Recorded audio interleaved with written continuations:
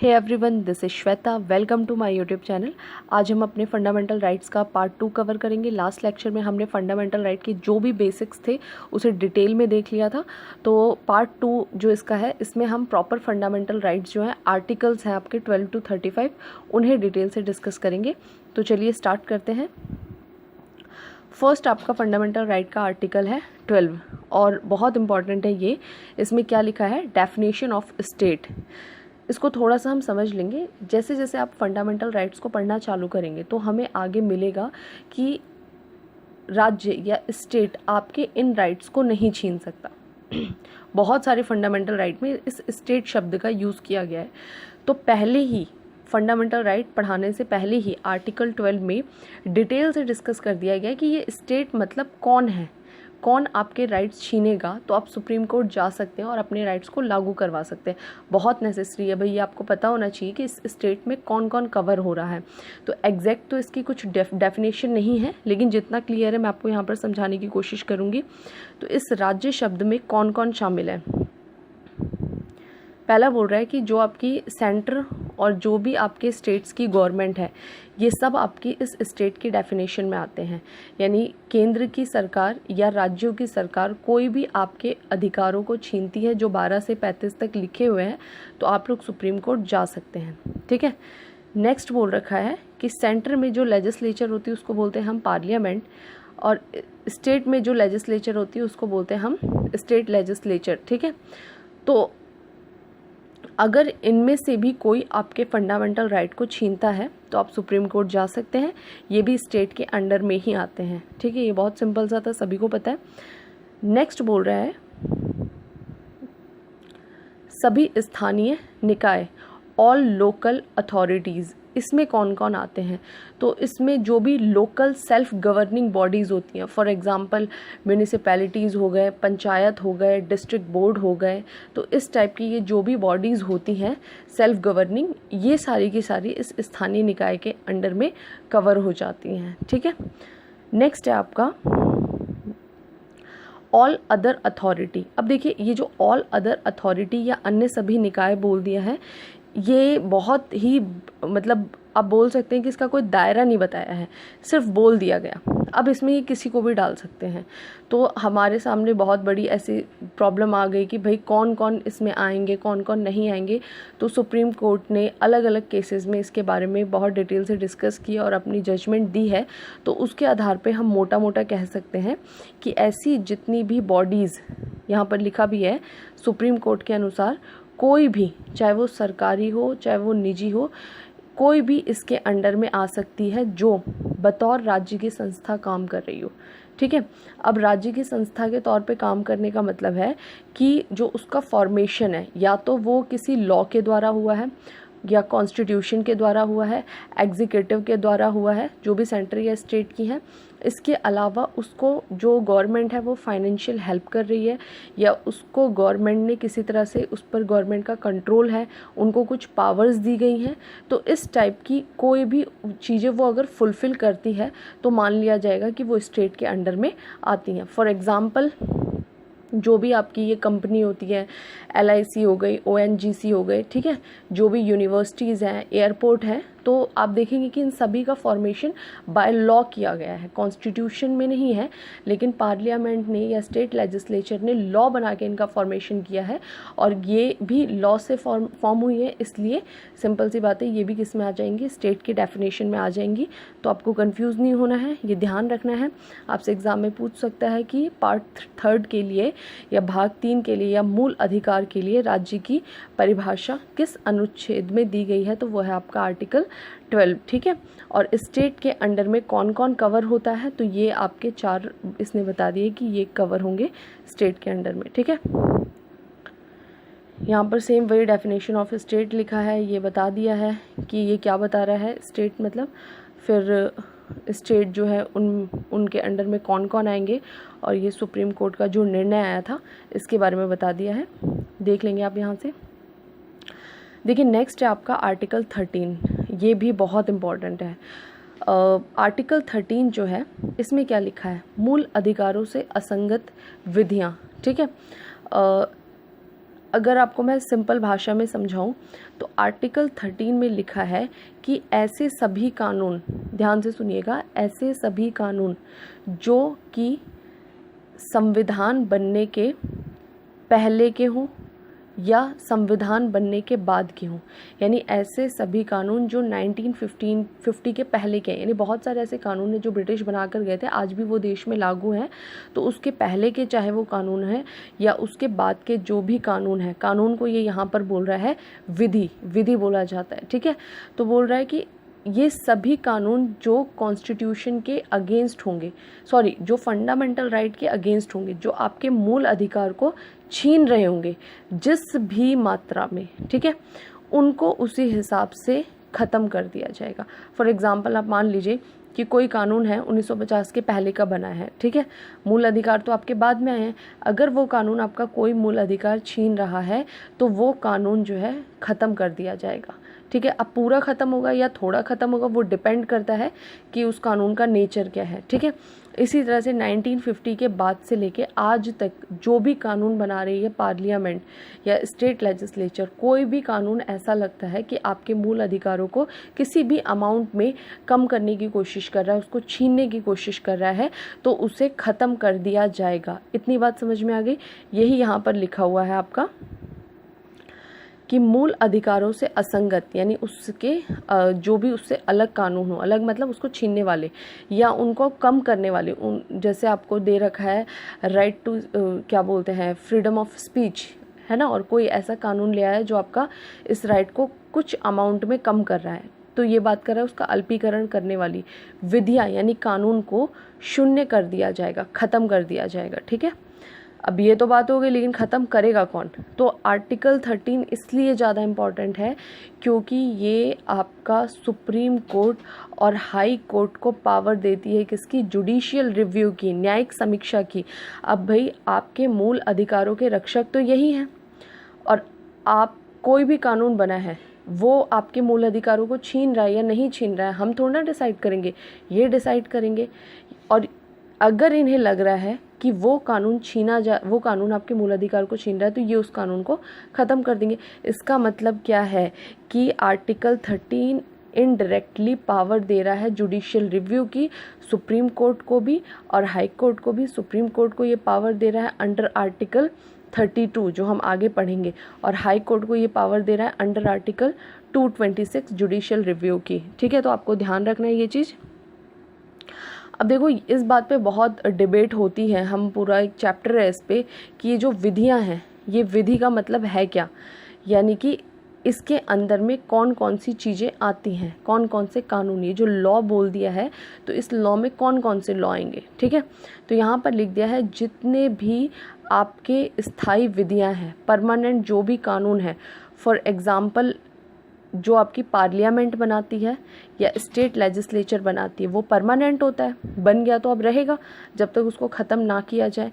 तो इस तरह के सारे लॉ इसमें कवर होंगे, और इस तरह का कोई भी लॉ आपके फंडामेंटल राइट को छीनेगा, चाहे पार्लियामेंट ने बनाया हो, चाहे स्टेट लेजिस्लेचर ने बनाया, सुप्रीम कोर्ट या हाई कोर्ट उसको ख़त्म कर सकती है। हाई कोर्ट स्टेट के मामले में काम करेगी, ठीक है। और कौन कौन से इसमें कानून कवर होंगे? अस्थायी विधियाँ, यानी कि कुछ टेम्पररी लॉज भी होते हैं जो अगर आपके फंडामेंटल राइट को छीनेंगे तो उनको क्या कर देगी? सुप्रीम कोर्ट ख़त्म कर देगी। और ये टेम्पररी लॉ कौन बनाते हैं? तो president of India and governor of state. देखिए हम आगे पढ़ेंगे कि जो हमारे प्रेसिडेंट ऑफ इंडिया हैं उनको अंडर आर्टिकल 123 और गवर्नर ऑफ स्टेट्स जो होते हैं उनको आर्टिकल 213 पावर है कि वो डायरेक्ट कानून बना सकते हैं, उसको बोलते हैं ऑर्डिनेंस, और वो टेम्पररी होता है। आप एवरेज मानकर चलिए कि 6 मंथ का उसका जो है एज होता है, लाइफ होता है, उसके बाद से वो कानून ख़त्म हो जाएगा अगर उसको परमानेंट नहीं किया जाता है। तो इस तरह के टेम्पररी कानून से भी आपके फंडामेंटल राइट को नहीं छीना जा सकता है। समझ में आ गए? यानी वो इस कानून के अंडर में आएंगे जिसकी बात की गई 13 में, और उसको ख़त्म कर सकती है सुप्रीम कोर्ट। नेक्स्ट बोल रहा है प्रत्यायोजित। बहुत डिफ़िकल्ट हो गई ये लैंग्वेज, सॉरी।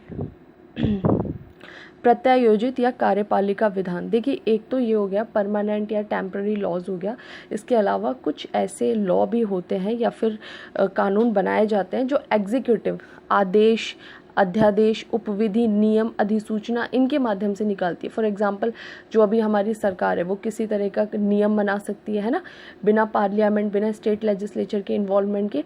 तो बोल रहा है कि अगर एग्जीक्यूटिव भी कोई इस तरह के कानून बना रही है तो वो भी इसके अंडर में आते हैं, और एग्जीक्यूटिव के कानूनों का भी जुडिशियल रिव्यू कर सकती है, और अगर वो भी आपके फंडामेंटल राइट को छीन रहे तो उन्हें ख़त्म किया जा सकता है। ठीक है, और कुछ परंपरागत जो भी ऐसे आपकी प्रथा चली आ रही है जिसको एक तरह से कानूनी रूप दिया जा चुका है, वो भी अगर कोई ऐसी चीज़ें हैं जो आपके फंडामेंटल राइट को छीन रही हैं, पुरानी जो प्रथाएं होती है वो भी इसके अंडर में ही चलेंगी। ठीक है, तो ये आपको ध्यान रखना है मोटा मोटा कि कौन कौन से जो है इस कानून के अंतर्गत में आ रहे हैं और किनको जुडिशियल रिव्यू करके उनको ख़त्म किया जा सकता है अगर वो मूल अधिकारों का हनन कर रही हैं। ठीक है, अब देखिए इम्पॉर्टेंट चीज़ क्या है जो अब हम पढ़ेंगे कि केशवानंद भारती केस 1973 में सुप्रीम कोर्ट ने कहा कि आर्टिकल 368 के तहत होने वाले संविधान संशोधन का जो प्रोसीजर है वो कानून नहीं है।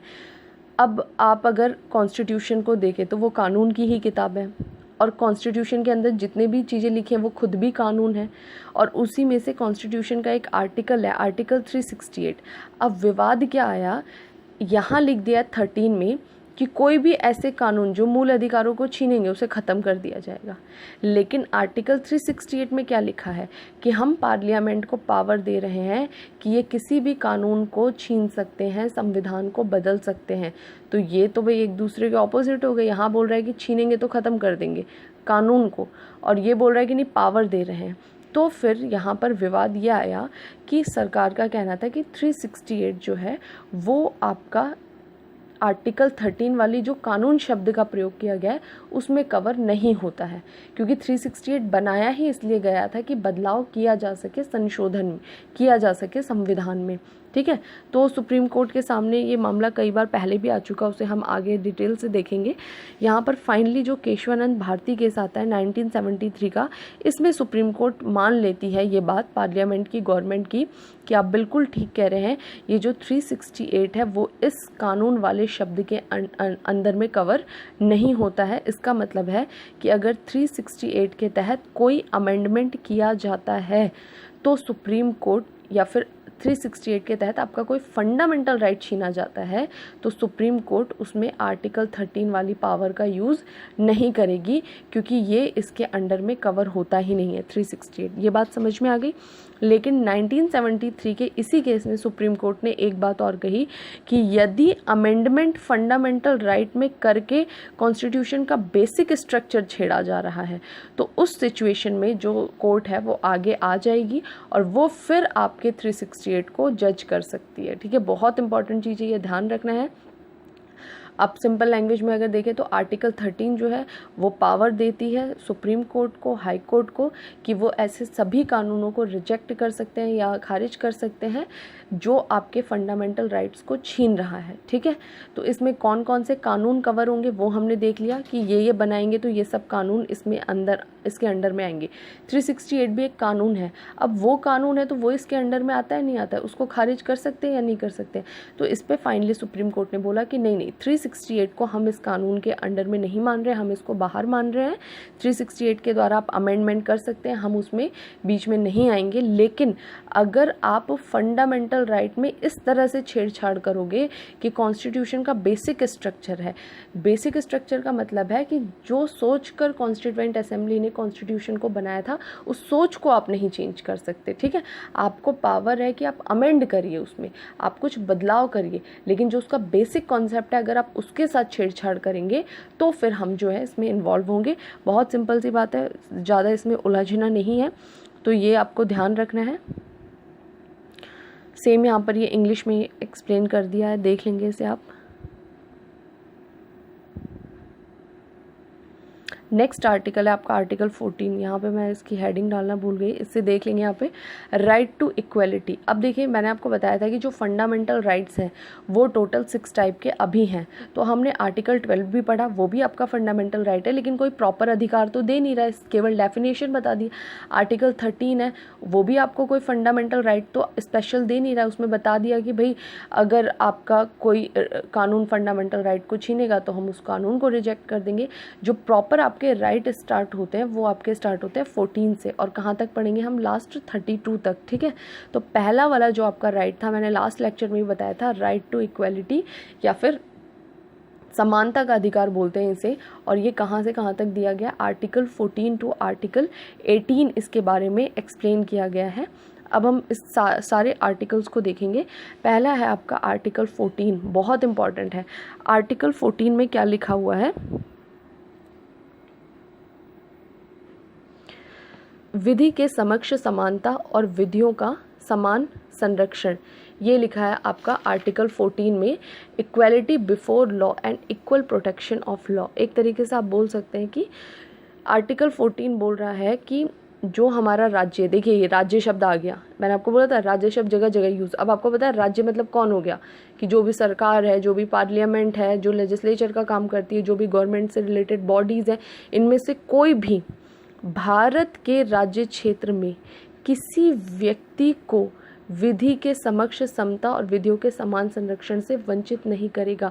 यानी कोई भी किसी के साथ कानूनी भेदभाव नहीं करेगा। बोल रहा है कि कानून सभी के लिए समान है, और ये जो भी राज्य के अंडर में आते हैं ये भारत में किसी भी व्यक्ति से कानूनी भेदभाव नहीं कर सकते हैं।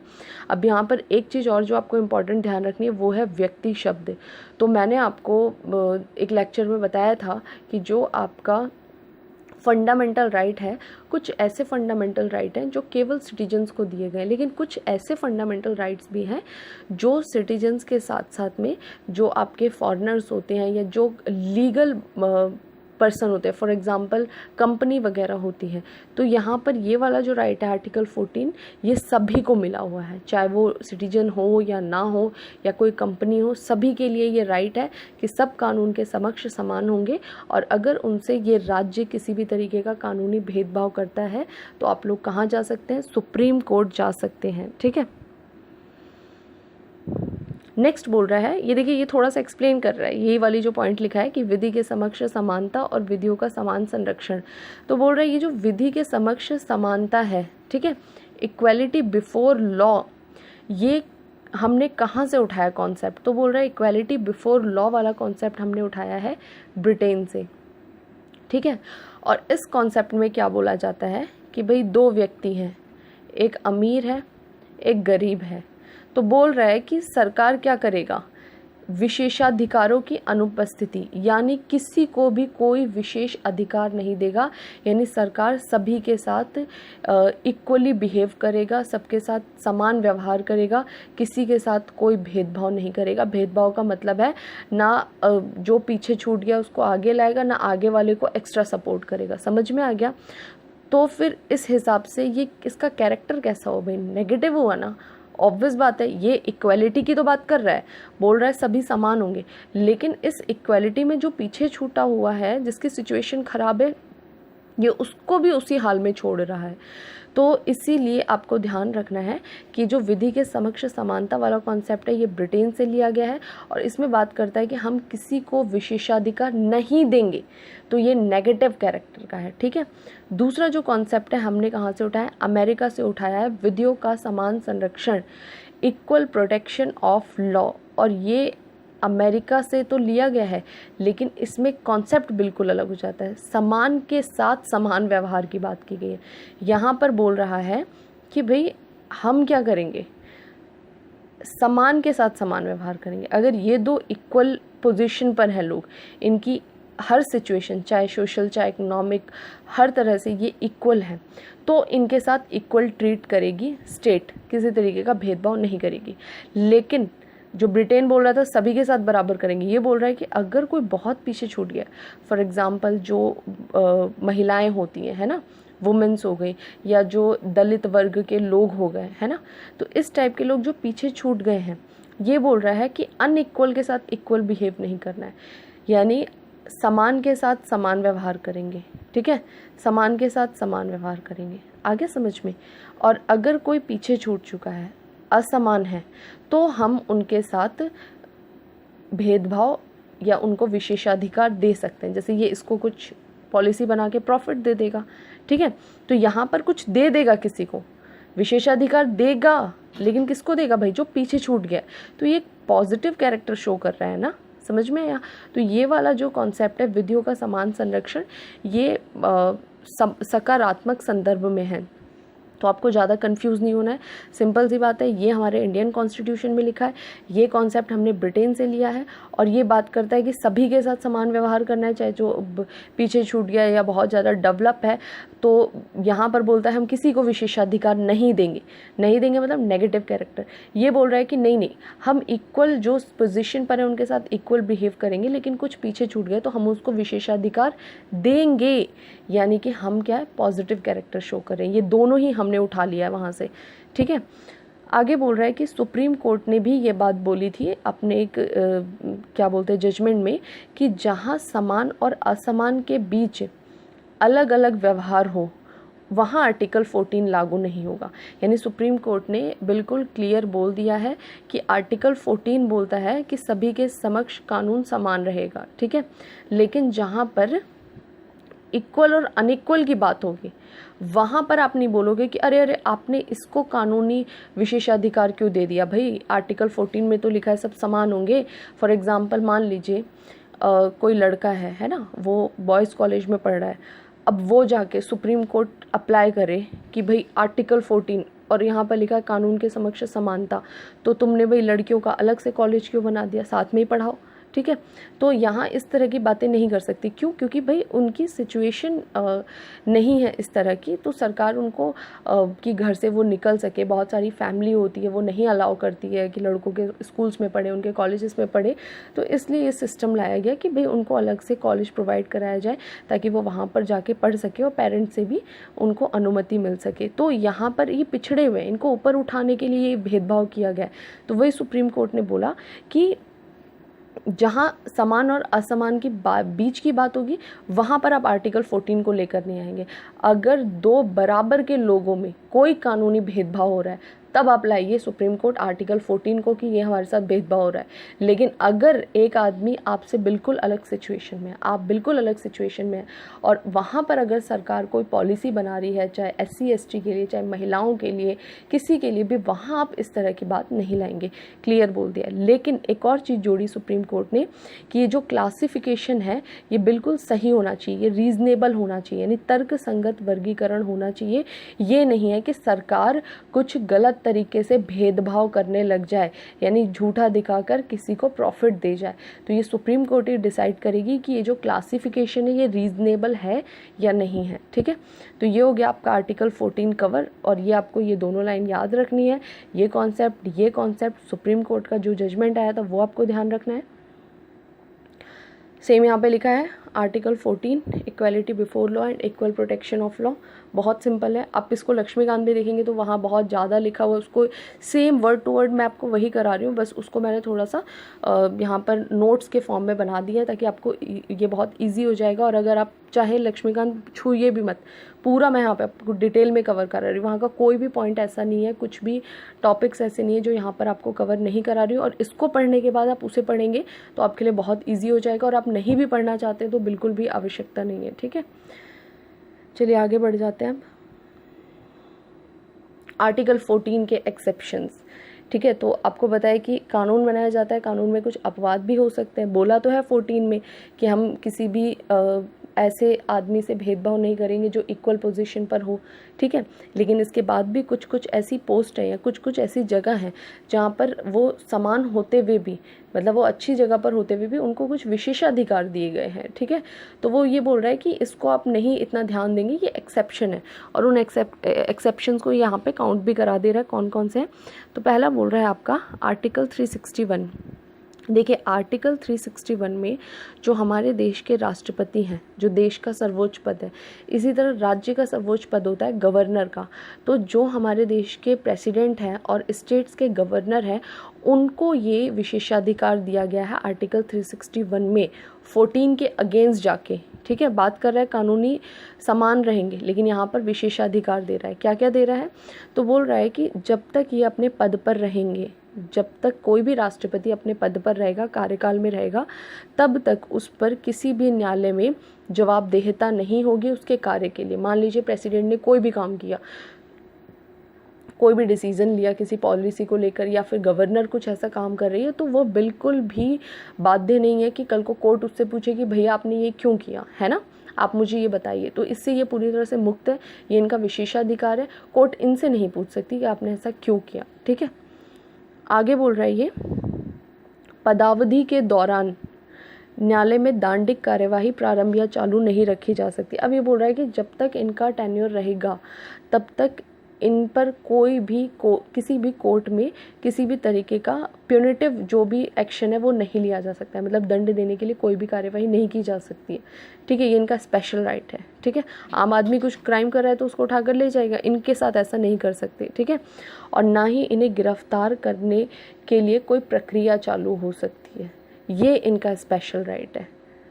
आगे बोल रहा है कार्यकाल के दौरान कोई दीवानी मुकदमा, दीवानी देखिए सिविल मामले, मतलब जो भी आपके ये पर्सनल लाइफ से रिलेटेड होते हैं, या फिर जो आपके प्रोफेशनल, फॉर एग्जांपल शादी विवाह, उत्तराधिकार, प्रॉपर्टी वगैरह, इस टाइप की जो भी चीज़ें होती हैं वो आपके सिविल मामले में आते हैं।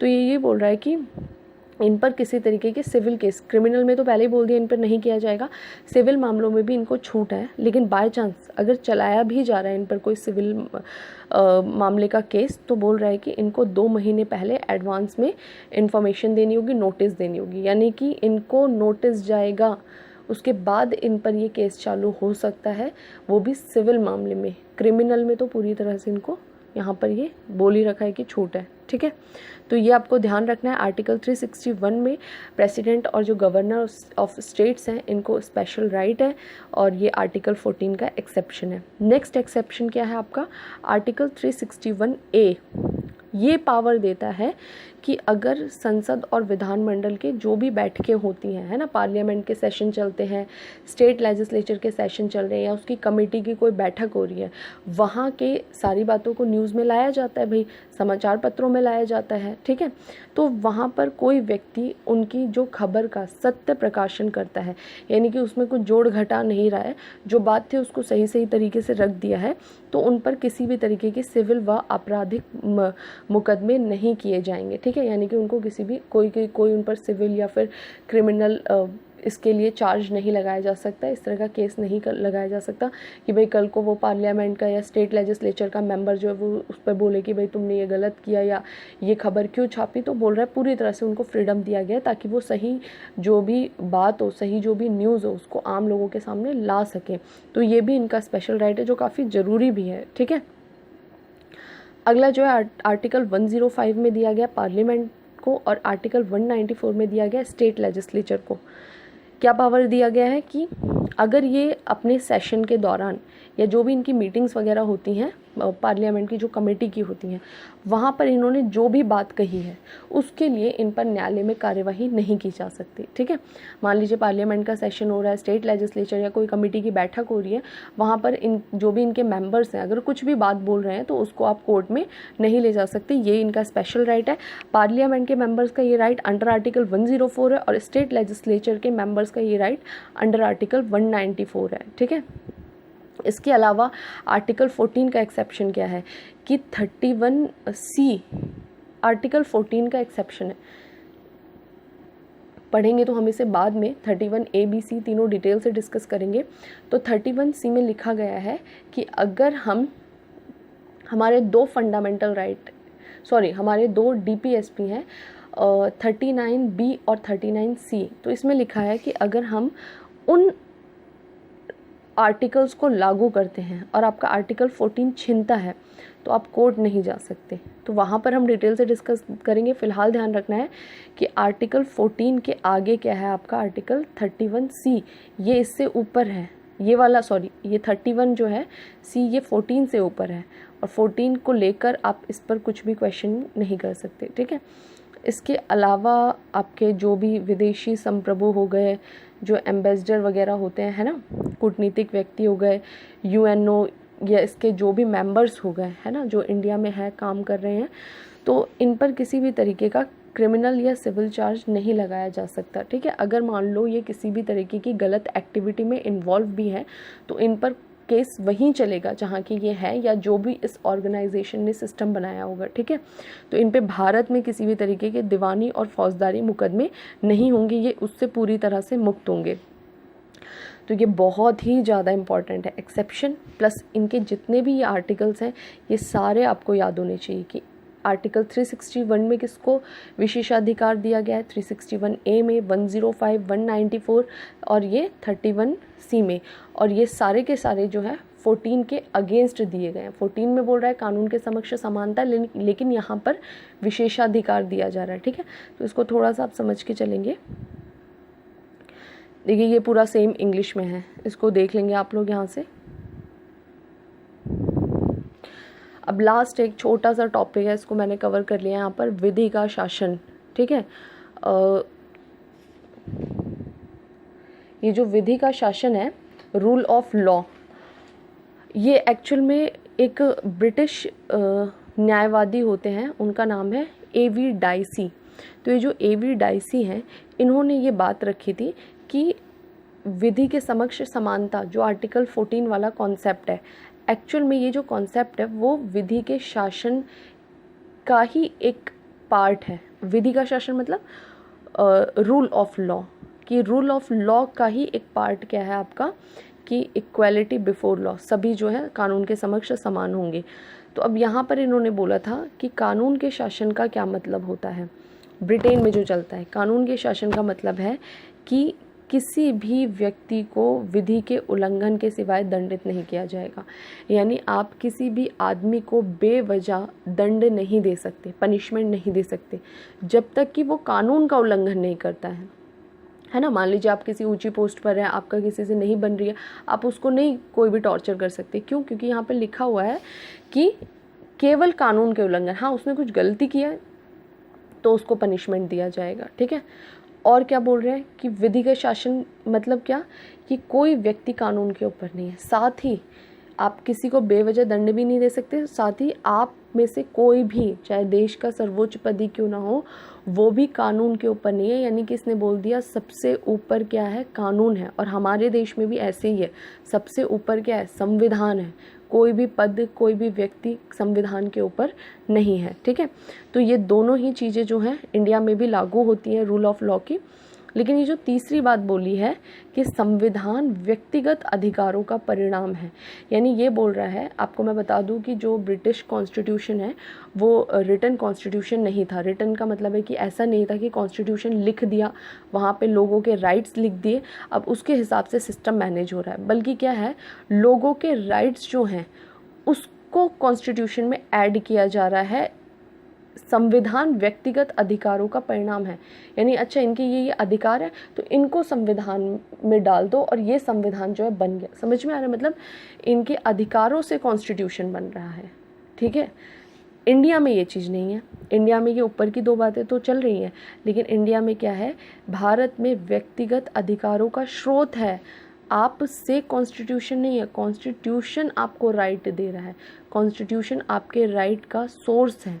आपके क्या राइट है आपको कॉन्स्टिट्यूशन से पता लगेगा, ठीक है। हमें क्या राइट है, हमें कॉन्स्टिट्यूशन से ही तो पता लग रहा है। हम पार्ट 3 कवर करें तो हमें पता लगा अच्छा ये राइट है, हमें तो पता ही नहीं था, एक्चुअल में नहीं पता था, ठीक है। लेकिन वहाँ पर क्या है, आपके अधिकार जो हैं उनसे कॉन्स्टिट्यूशन बन रहा है कि अच्छा ये राइट है, इनको कॉन्स्टिट्यूशन में आपने मेंशन कर दिया, ठीक है।